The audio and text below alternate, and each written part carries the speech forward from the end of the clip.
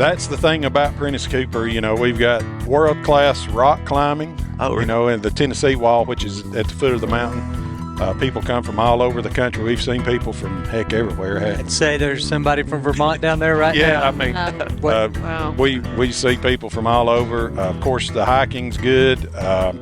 Horseback riding, bicycling. Of course, our hunting, I think, is top-notch. I may be a little biased, but I think it's really good. So we harvest some really nice deer, and we have people coming from all over the state to come out here now. Do you have a favorite hunt out here? Would you say it's the youth hunt? The youth hunt is awesome. This year we had 190 kids. Oh, wow. Of course, the community is really supports that. They cook, so they have food for them. Every kid gets a prize. It's a really cool thing to see those kids, especially when they bring their first deer up here and they, you know, they're tickled to death. They get their picture taken and stuff. That's a really cool hunt. The award-winning Tennessee WildCast is on the air with the latest on hunting, fishing, boating, wildlife watching, and all things outdoors. Make welcome your host, drummer and outdoor expert novice, Jason Harmon. Hello, everybody, and welcome to this edition of Tennessee WildCast. We're glad you're tuning in. Thanks for watching. Thanks for listening. We got a great show for you today. And if you don't notice, if you're watching the show, we are on location at Prentice Cooper State Forest, and we got Miss Mimi Barnes helping me co-host. happy to be here as usual. Yeah. Always a fun day. I enjoy coming out and visiting with Mimi and shooting shows with her. She's a great host. And today we are with Marty Griffith and Patrick Bowker, correct? That's correct. Yes, Thank sir. you for being out here. Yeah, appreciate you guys having us, and I'm just excited to chat about what all goes on out here and what you can get into at Prentice Cooper. Oh, good. We don't have enough time for that. It is a unique location for sure. Yeah. Partnership with State Forest, but Yeah. we'll let the experts talk about that. I don't know anything. Definitely. Yeah, that's why we're here. We're here to learn about it. And before we get started, I want to highlight just the fact that we appreciate our radio partners out there.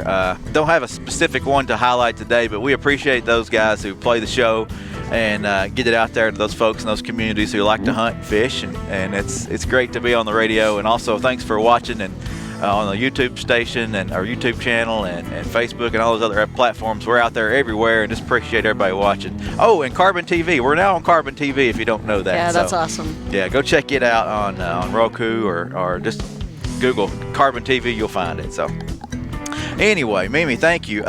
How do we want to get started today? What kind of angle you want to hit today? I always love starting with hearing about our employees. I'm so proud of the great work that happens in not just this region, but across the entire state, and feel like I work with the best people in the whole world. So Definitely. let's start off hearing a little bit about these two. Let's do it. Who do you want to start with? Marty? Go ahead, Patrick. We'll let you start. All right, then. Pass the buck. I'll pass it. Tough act to follow.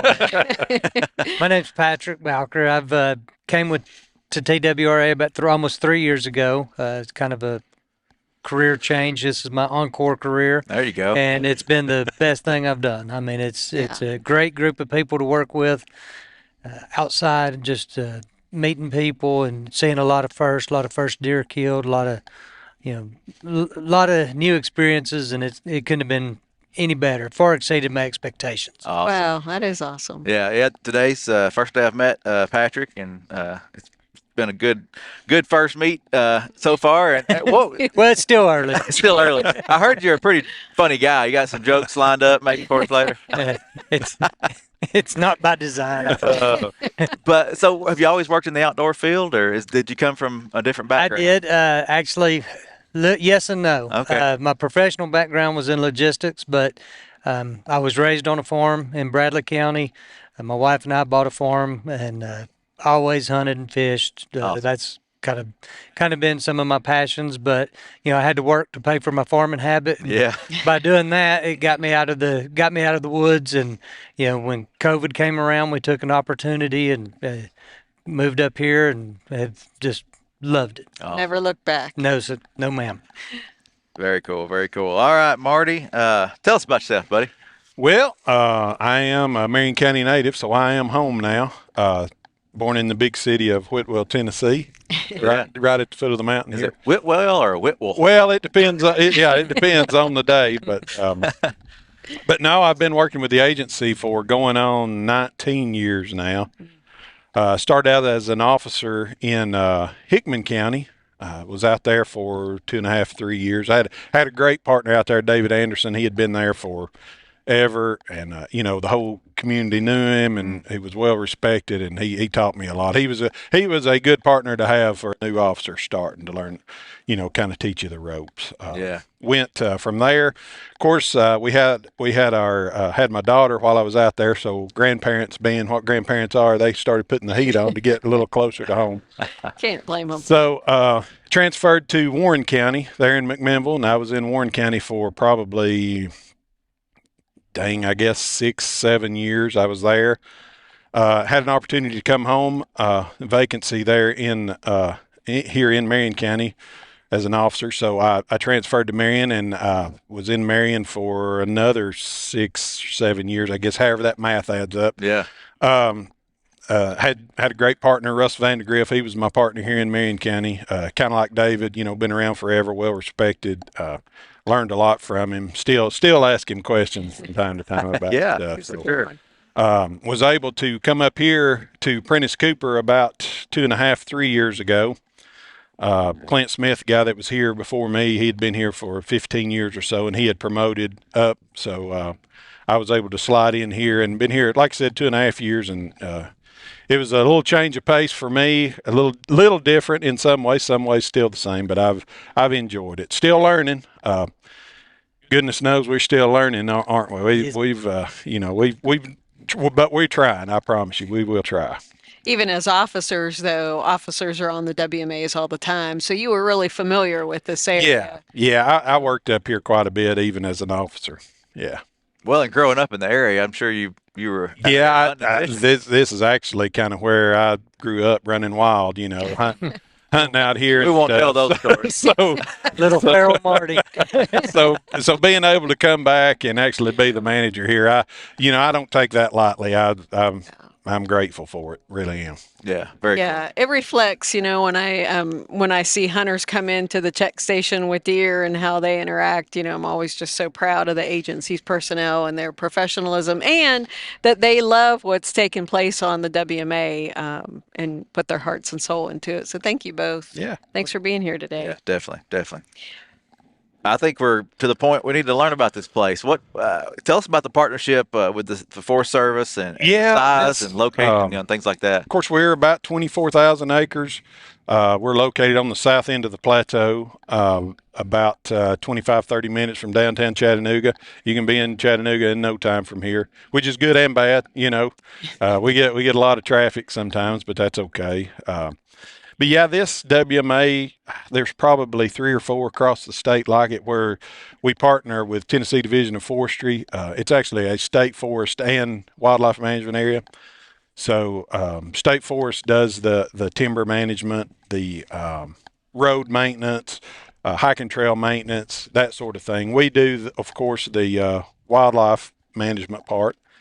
We do the plantings, the hunts. We do the managed hunts, and then we do the majority of the law enforcement on the area. So it's a good partnership. How state budgets are, we can help them and they can help us, and kind of it works good for both of us. Yeah. Fantastic. Yeah, very cool. Do you know how long that partnership has been in place? This 1949 was when this was initially started. Prentice Cooper initially started, and we started right off the bat, with each other. We own some of the property, they own some of the property, and we kind of commingle together, work together. Yeah. Well, and something that caught me off guard as we were traveling this morning, coming on out here, time zones. It's still in central time zone here, too, and you're so close to Chattanooga where you think Eastern time zone. And we're right on the line. The county line, which is at the bottom of the mountain, is the time zone change. So that can get confusing sometimes, especially if your cell phone gets to switching back and forth on you. So be careful about that. But so did we say how many acres? I guess if you did, we're 25,000 acres, somewhere around there. So a lot of place to run. And absolutely. You mentioned not just hunters out here, but hikers and other user groups. That's the thing about Prentice Cooper. We've got world-class rock climbing, really? And the Tennessee Wall, which is at the foot of the mountain. People come from all over the country. We've seen people from heck everywhere. Haven't I'd we? say there's somebody from Vermont down there right now. Yeah, I mean, Wow. Wow. we see people from all over. Of course, the hiking's good. Horseback riding, bicycling. Of course, our hunting, I think, is top notch. I may be a little biased, but I think it's really good. So just all around WMA, really, multi-use WMA. Yeah, that's awesome. And do you have a range on property? We do. We have a tier 1 range. We do rifles and handguns. We've got a 50-yard range, a 100-yard range, and then a handgun range. We don't allow shotguns. They tear up our target holders and stuff quite a bit, so we don't do shotguns. But it's a tier 1 range, so it's not manned. We don't have a range safety officer there, but it's really good. We keep it as clean as we can and well stocked as we can, and people brag on it. So I don't know if they're just making us feel better, but they seem to like it. But That's great. all you need is a tier 1 range permit or a valid Tennessee hunting license to use it, and we're open. It's open Thursday, Fridays, and Saturdays, sunrise to sunset. Just come and enjoy it. Well, that's good. I mean, people who like to hunt small game, big game, whatever, could utilize that. And Yeah. it's great that Yeah. people respect that. I know sometimes we have trouble with different ranges like that are unmanned a lot of times, and people can disrespect them. But that's good that you're having good response. We've out been here. very fortunate. We've been fortunate to have some good people. It's like everything. You may have a few, but for the most part, it's really good. That's great. Yeah. So we've seen good deer come out, Yeah. come out of Prentice Speaking Cooper. of, yeah. So tell us what the area is known for. What are people going to come in to do? Well, of course, most people come. They come to our big thing is the hunting. So they're going to come to deer hunt. They're going to come to turkey hunt. We have really good turkey hunting in the spring. Awesome. Our fall hunts, we have I have an open hunt archery. We have a quota hunt archery. We have 2 quota hunt muzzleloaders. We also have a youth hunt that we do the weekend before the statewide, so that kind of gives them an extra weekend to hunt. Nice. Youth's weekend to hunt. And then we have 2 open gun hunts, and that's what we're in now. We're in our last open gun hunt here today. But, plenty of opportunity. Like I said, we harvest some really nice deer, and we have people coming from all over the state to come out here now.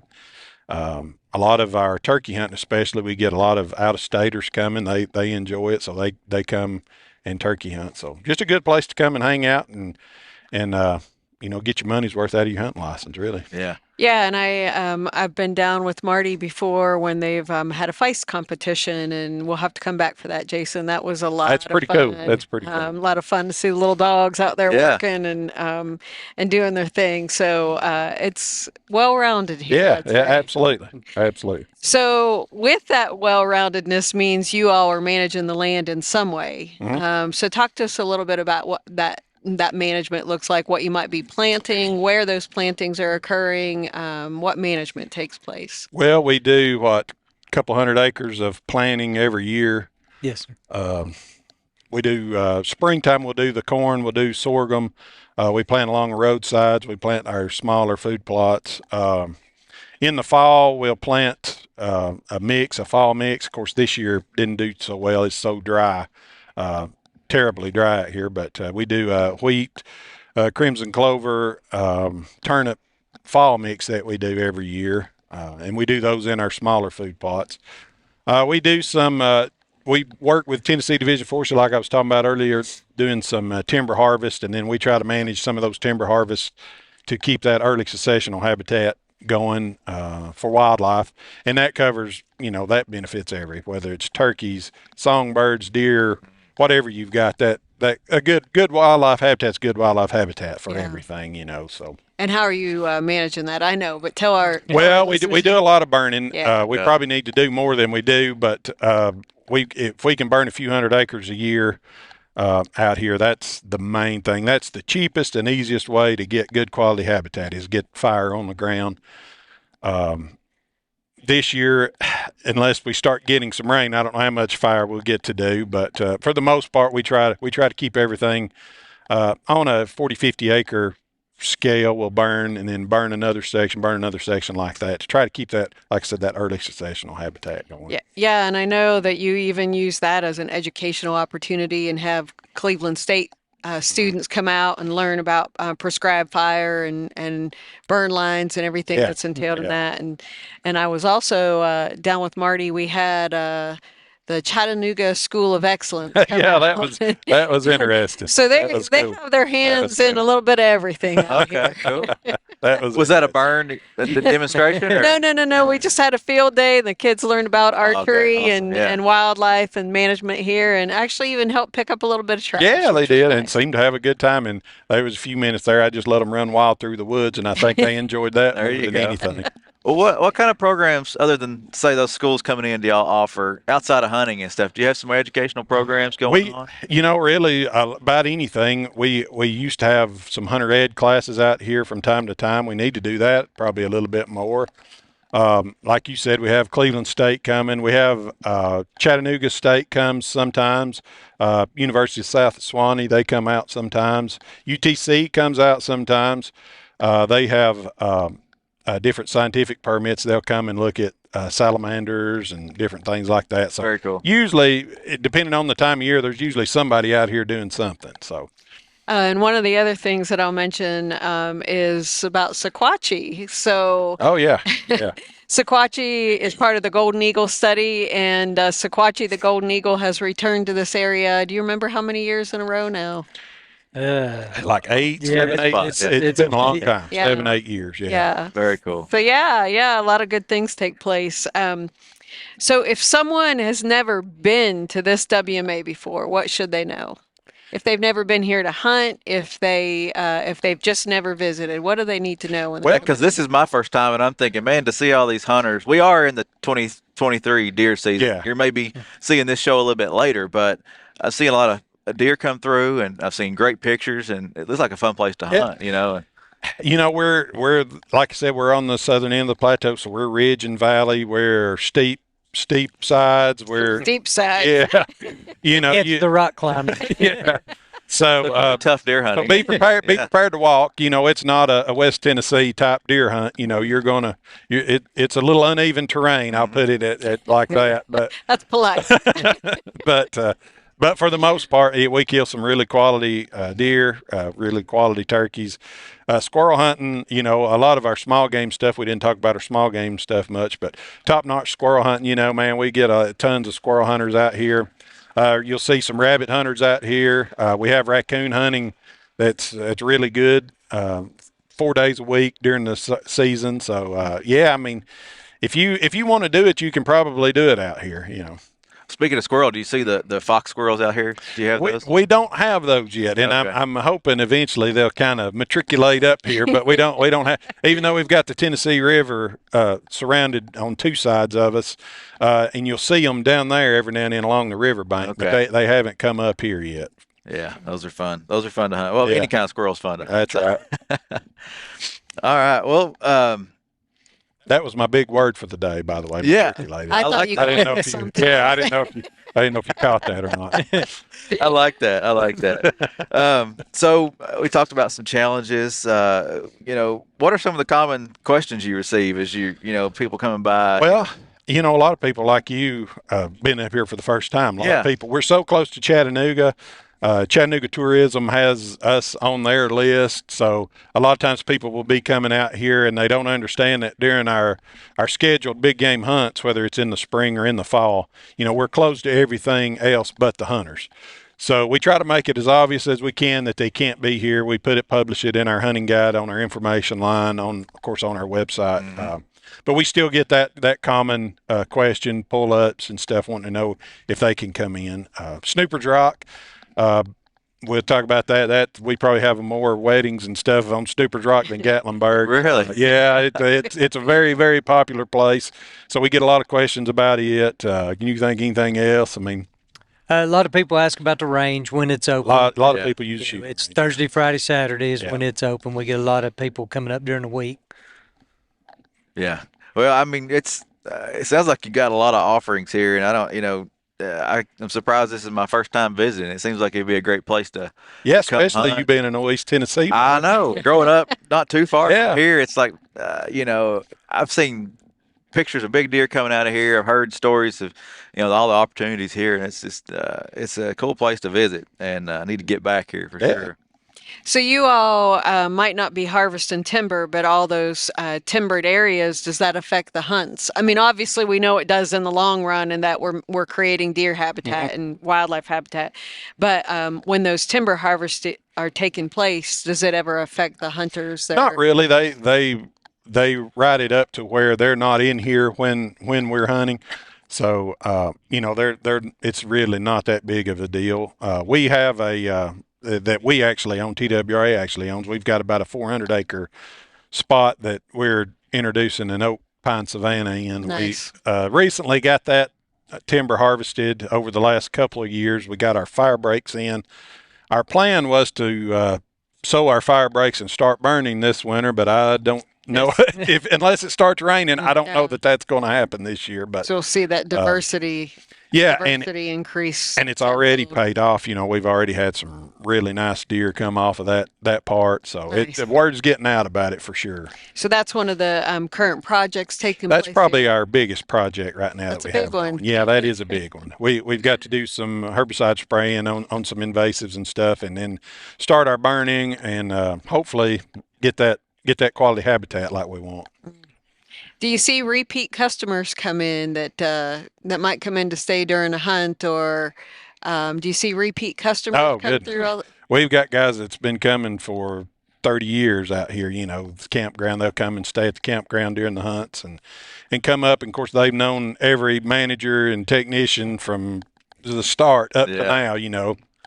And so, most of them know how we like our steaks cooked. Most of them are. So they're welcome anytime. Most of them are really good cooks. They like to fry fish. Yeah. That don't hurt our feelings any. So yeah. Everybody worries about putting on weight during the holiday season.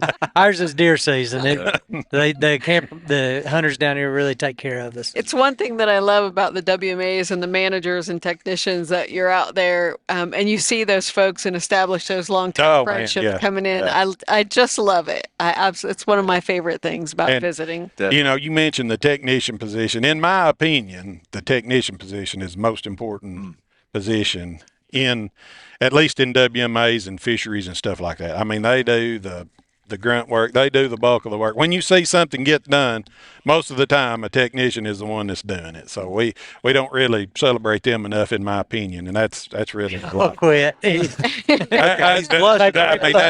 really the lifeblood of the agency, the WMA system, I think. I'll give you a check.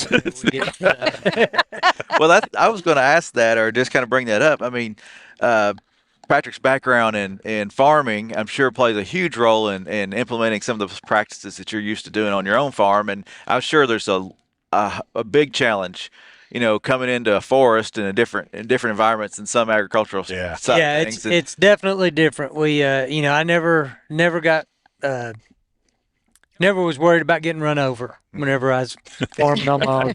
Yeah, but around here, you never know what's around the corner. It can be a hiker, somebody on a horse, and some of the places we go are a little bit treacherous. Well, on a tractor, you just got to go slow and be steady. We were talking about terrain, and you're pulling implements down, one lane rock roads through a creek. It can get interesting. It can get fun sometimes. Yeah, and being strategic in your plannings too, as far as these small plots and how to, just different style. Yeah, they really do take advantage of those areas along roadways. And the other thing that happens is all that biological data that you all are taking when a turkey or deer comes in. I mean, when they come into the check station, of course, we weigh, age, we take measurements, and all that. And we've got all that information from 1980, whatever, all that information's there for the taking. If somebody would like to see it, or if any of our biologists ever have questions about something, we can go back and show them this is what happened in 1989 or whatever, or this is what happened this year, and we can kind of compare it. Do you have a favorite hunt out here? Would you say it's the youth hunt? The youth hunt is awesome. This year we had 190 kids. Wow. Of course, the community is really really supports that. The local Suck Creek Mountain community, they come out, they cook, so they have food for them. They beat the bushes for prizes, so every kid gets a prize. They draw for guns. They draw for. We had a little mini bike was the grand prize this year. So I mean, it's it's a really cool thing to see those kids, especially when they bring their first deer or something like that up here, and they're tickled to death. They get their picture taken and stuff. That's a really cool hunt. That's very cool. That is. Well, we're coming off of the 23 season, deer season. What's one of the big deer that come off this year that you've been impressed by? Goodness, we've had some doozies. Because I've seen some pictures floating around on Facebook and things. Yeah, we've had some really big ones. The one non-typical was probably the one that's about the one most everybody talking about. We had an 18-point non-typical killed. Wow. It was a younger deer, but it was pretty impressive. Yeah. But we've had some, reach that right around that 200-pound field dress mark, which is a big deer for Tennessee, especially old ridge and valley deer for Tennessee. We've had several good 10 points, 8 points, 12-point or two. Yeah, we've been very consistent in the 160 to 170 range. Wow. Yes, we'll get a lot of harvest in that weight range, which for the mountains around here is pretty good for an average. Yeah, I'm sure you're seeing that size and quality deer increase. People are being a little more selective, probably. They're being a little more selective, but out here, we don't do antler restrictions or anything. I guess I'm a little more old school. I kind of like to have a place where if a person wants to go and, they don't get to hunt much and they see a nice 6-pointer and they want to shoot it, heck, they can take it, I guess that's, I don't know, that's kind of old school in me, but I think we need places like that. Yeah, people definitely. just go and enjoy themselves. Yeah. Don't have to worry about, is that, Whether it's a kid or an adult, for their first opportunity out there to hunt or not getting, like you said, not having a lot of opportunity, it's taking a 6-point is absolutely anything. And we're seeing more and more participation on our WMAs, and I think that's because we're losing a lot of our regular private access, either by development or whatever. But these WMAs, in my opinion, become more and more important to people. Definitely. Yeah. As I grow older, I think I should try to hit some more of those WMAs. Yeah, me too. Me too. I think it'd be fun. Yeah, me too. Well, we're about to hit the mark here. Anything else that we haven't covered that you think we should touch on today that folks need to know about this property? Well, I don't think so. I think we covered everything pretty good. I just wish everybody would come out and use it. We pay for those hunting licenses, so get your money's worth. I tell people if they don't take advantage of their hunting license costs, it's nobody but them. If you don't get your money's worth, it's your fault. Yeah.